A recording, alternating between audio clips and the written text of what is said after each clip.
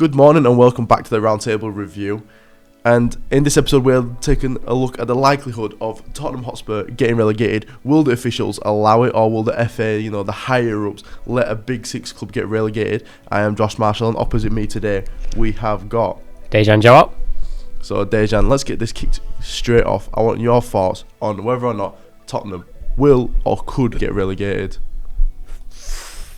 Well, they obviously can now. Don't look like they're going to fucking win a game. But will they? I don't know, because I still feel like they've got good quality in that team. But, I mean, some of their performances recently, dearie me, it's horrendous. And, it's got to the point now where it's 1 point above the relegation zone. So, there's a very good chance it could happen. If it does happen, that's going to be disastrous for that club. Yeah, massively. You've got to look at it as well. What has gone on wrong? This is not something that's been constantly going on for a while. Yeah, they've had the struggle for the past years, and they've had the jokes, and they've had everything about them being not say worse off club, but the weakest top six side. And now I feel like everybody at that stage now is looking at this top six logo. Is that still going to be justifiable come even the end of the season? If they stay up, are they still a top six club now, where in fairness they have been in back-to-back relegation fights? I believe, what was it, last season they finished 17th in the Premier League. Yes, they won the Europa League, but at the same time there's a prospect that they could finish 17th or even lower. Will they stay a big club if they get relegated or stay up? I don't think so. There are other top teams now, like at the Aston Villas and the Newcastles, that are definitely getting better and improving. But I still just can't believe they're actually in a conversation of getting relegated this season after finally winning a trophy last year after all this time, and then for them to get relegated. But yeah, I don't think they will stay a Big Six club if they can't stay a Big Six club if they get relegated. They can stay a Big Six club in the Championship, but not in the Premier League. Obviously, that's the case now. Look at it in their upcoming fixtures. We've got a fixture list here. In there, since they've got Liverpool coming up next as their next Premier League fixture. I mean, yes, Liverpool have been on a bit of a struggle of form, but is it again a case of they're going to lose it, they're going to write it off? They are playing at Anfield. There's a highly great chance that they will lose it. Yeah. And I believe that Igor Tudor has come out and said the boat is going in the right direction. The boat is looking to be sinking. The boat is going down. There was nothing positive about that performance against Palace. Nothing. No. I know obviously they got the first goal, and it's a disastrous mistake by Van der Ven, obviously, and that cost them big time. But even before that, they just didn't look competitive at all. And then as soon as that penalty goes in from Sarr to equalise, they were just completely out of it. And then it was just horrendous. There was barely anyone in the stadium come half time. Yeah, it shows you how dire the situation is. Yeah, you look at it when you're watching the game and stuff. You're looking, I think, about after the Strand Larsen goal went in. Yeah, straight away the camera's cutting to fans. They're all arms flailing, this and that, and you're like, I've been in the situation where I've seen my club in this process of losing games, in that aspect of we're gonna get relegated. It is frustrating as a fan. But at the same time, it's like, what is there to even look forward to? You've got, like you say, Liverpool, Nottingham Forest coming up as well. That is a relegation fight. Yeah. Nottingham Forest have got great quality in their squad. Are they also likely to go down? Possibly. I think West Ham might just scrape it. Somerville is on incredible form. Yeah. But at the same time, it's those three, and yes, including Leeds United, all who can drop points in their next games, and also who are likely to go down. Is it a case of, it is a battle. It is tough between them four to really decide, right? It's these who are going to go down, right? No, it's this person. No, this team's got this many players, or this squad. What do they go from there? Where do they go? I think now they've just got to kind of get to that desperation stage. Yeah. That, all the teams that you've just mentioned there. I look at Leeds, West Ham, Forest. At least they've had a couple of runs in the season where they've looked like they're going to kind of go on a little bit of a run, because they know now they're at the stage where if you're going down, you might as well just try and go down swinging. Yeah. Tottenham need to get to that stage now, and is Igor Tudor the kind of manager to do that? I don't really know, because against Arsenal, didn't look good. No, not at all. Against Fulham, and obviously they were a bit unfortunate with one of the goals, but still didn't look great. And then against Palace, it was poor. The one thing I will say about Igor Tudor, in defence of him, obviously Romero's not been there since he's come in. No, he's always been struggling. He's been suspended. When Romero has been in as well, it's a likelihood of it's a red card. And you had the Van de Ven red card in the Palace game as well. But not only that, I look at Vicario. I look at a lot of the kind of mistakes that he's made this season, costing a lot of goals. The centre back pairing, if it's not Romero and Van de Ven, I look at Dragusin, Paulinho, and I'm just thinking. And you've even got the likes of now Archie Gray, youngster from Leeds who's playing everywhere. Yeah, every time you look at a game after a game on Twitter, it's massive creditation to Archie Gray. He's played this many positions in this game. The fact of you can't be relying on an 18-year-old. No, you can't at all. But like I said, that back line, Dragusin, Paulinho, Porro, and maybe a doggy, sometimes Spence. They're not 4 players that are gonna do well in the Premier League. It's that simple. And that was, as I said, that really opened my eyes a lot to that against Arsenal because of how poor they were. And going forward, Kolo Muani's not really done much. Right. And a lot of the other players, they're just not really delivering at all. So I just feel like right now, for Tottenham, if it's not Romero and Van de Ven at centre-back, you go into a game worried because, as I said, the players that I've just mentioned there, in that defence, it's shocking. Really. Yeah, it's definitely a worrying defence. Now, my question to you here is now, looking at the start of the season, they had Ange, then they're going to Thomas Frank. Yeah. Should they have sacked Ange right at the start of the season, or should they have kept him? Well, it's hard because we don't really know the thoughts of the board or anything. But the fact of the matter is, he won them a trophy. So I know they finished 17th, and that's obviously terrible for Spurs to finish 17th.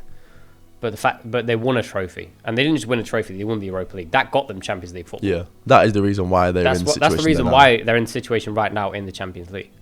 So I would have given Ange a bit more time to be fair. I think it's harsh on Thomas Frank because I understand obviously it wasn't great, but it's two completely different kinds of managers going from Ange to Thomas Frank. One's very kind of attacking minded, the other one's quite defensive. He's been at Brentford where it's more kind of pragmatic style. So he's a lot of those players that Ange had that may have done well, like there's certain players like Udogie and Jed Spence quite performed well under Jed Ange. Spence. Frank didn't really have much time to work with them, and he didn't really get played. I think Paulinho was a good signing for the whole midfield. Kudus being injured. That's obviously massively not helped. They've had major injuries. So the Bergval being injured, Kudus being injured, Kulusevski being injured. It's terrible, obviously. And I think that's hindered them badly because, as I said, you look at that squad right now and the players there, not good. And that defence going to a place like Anfield against Liverpool, there's a very good chance they could get completely.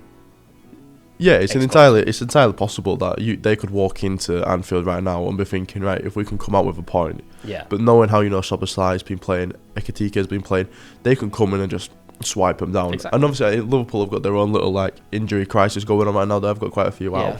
But it's still a matter of fact that the quality they've still got in their squad is well and truly there. Absolutely. But in the sense, looking back on Tottenham, have they got that quality in the current squad they've got to keep them up? No. Is it a tactical aspect of it? It's just the tactics in the manager are applying well to the players. Arguably not. You do look at it so many times and thinking, where can Tottenham go now? Do they do what Chelsea did, and try and rile the fans back around? And when they had that stage, I believe when they finished in about 12th, was it, or something like that? They brought Frank Lampard in, let the fans get kind of behind it, bring the fans back. But again, what you got to bring like Ryan Mason or someone like that in? Yeah.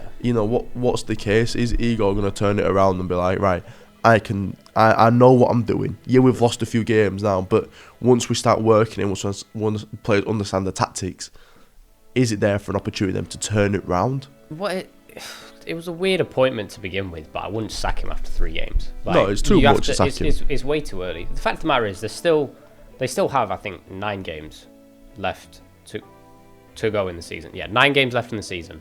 So they still have time to salvage survival. They obviously do, but I don't think you could sack Igor Tudor straight away. As I said, but it was a weird appointment because there was a lot of people that I was hearing about them getting just after Thomas Frank got sacked. I heard a lot of people, and I thought, oh, they might be decent players for Spurs, and they might be decent managers for Spurs, and get the best out of the players. But then appointing someone who I don't think's ever had more than 30 games as a manager for a club, apart from one, I think. Yeah, that's where you're going to see the struggle. Yeah, question marks over that. But they seem to. I remember Vicario was doing an interview, and just as he was coming in, and he said, "Oh, he's the perfect man for us to stay, perfect man to keep us up." Shows you how bad they've been. The fact that Tottenham, who won a trophy last year, is talking about staying up, but they seem to be behind him. They seem to back him. So you have to give him till the end of the season for that. But yeah, it's the case now where you look at it and give him to the end of the season. Yeah. Who knows what's going to happen? But I think Tottenham are in a sense of, the fans and the media and the upper, the board and stuff, they're impatient. Yeah. And it's known for the past so many seasons now where if you don't catch, the straight wins on the bounce, or if you're not winning the trophy on the bounce, sorry, I'm just a bit unwell at the minute. How can you expect? Cheers, man. He's just been past some tissues. Can you expect them to not be the usual Tottenham and not sack him straight away? They did it with Mourinho. It can be done. You could win them a trophy and you'll still get sacked the season later. It's mental. Yeah, true. As I say, it was some of the appointments that they've made has just been strange. Going from one style of play to the other, with going from Ange to Thomas Frank, they're completely different. Yeah, massively. And then going with someone like Igor Tudor as well. Where do they go with their next manager? I have no clue. But if they get relegated, who's gonna want to manage that team if they get relegated? Exactly. I think there will be some people out there that will want the challenge with it. Yeah. They're obviously going to still have. Well, that's another big thing as well. Is you look at the players that they've got. They go down. A lot of them players will leave. A lot of them players will leave, and maybe you might catch. Even like the young players, like even Archie Gray or Lucas Bergvall, they're not going to stay. You might have the winger Wilson Oberdort. Oh yeah. He might stay, but that's a massive might at the same time. Yeah. There's so many mights on these young players. You're going to have to rely on these academy lot that might have been loaned out, to the Championship. I believe Will Lancashire. Yeah. I think he's playing for Oxford right now. He'll want to play for Tottenham. Yes, if it's in the Championship. They're obviously going to have the wage restrictions. There's going to be a lot of restrictions coming into that Championship season if they do get relegated. Absolutely. As well as the players leaving. Yeah, they'll go for a lot of money, building you and helping you in the future with financial fair play and whatnot. They won't be able to spend that money. But they won't be able to spend it straight away. They're still in a situation where I don't know what they're going to do with the stadium if they get relegated, because it's going to be a massive stadium for them away. It's going to be a massive stadium for the Championship, and a lot of money's going to have to go into that, into them getting relegated, because they'll lose a lot of money, I think, because of it. Oh yeah, massively. So if they sell players, and plus you also have to understand, if players get sold, if they get relegated, players like Van der Ven and stuff, they won't be going for 60. No. 65 mil. No, they'll be going for a lot cheaper than that, because you're going from now the Championship to a top European you need club. to sell, and they're not going to want to play for a Championship club. Exactly. You might have the odd one playing 1-2 games, then they're gone. We've seen it before when teams get relegated. It's all of a sudden, I don't want to play for this club, but you are playing for the club, right? I'm going to threaten you with illegal action now. Exactly. A lot of legal stuff gets involved when teams get relegated and players who do not want to play in the Championship. So, one final verdict. Now I want a yes or no here. Will Tottenham get relegated? I hope so, but I'm going to say no, because I still think they've got enough quality, especially in the attacking areas, to stay up. So I'll say no. Now, in my opinion, I think they are, I don't want to say too good, too big to get relegated in my mind. That's what I'm saying. I do not think that we'll get relegated. However, thank you for watching the Roundtable Review. We will catch you next time.